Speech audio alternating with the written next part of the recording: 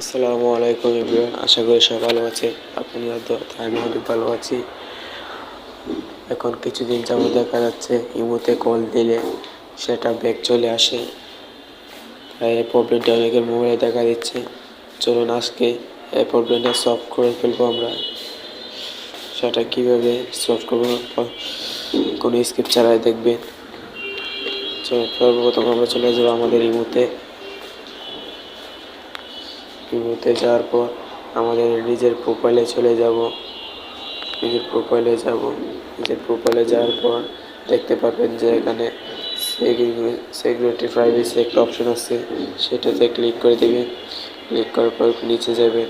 নিচে যাওয়ার পর দেখতে পারবেন যে কল নামের একটা অপশন আছে, এটাতে ক্লিক করে দেবেন।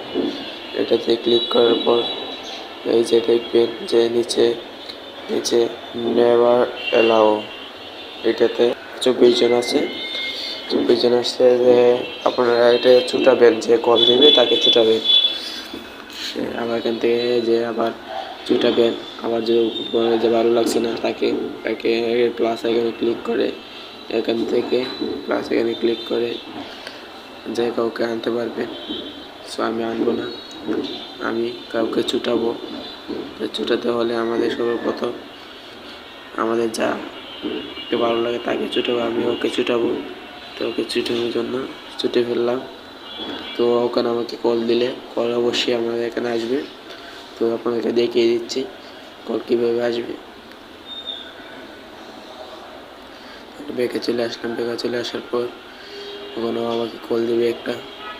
এই যে তার কলটা চলে এসেছে, আপনারা দেখতেই পাচ্ছেন।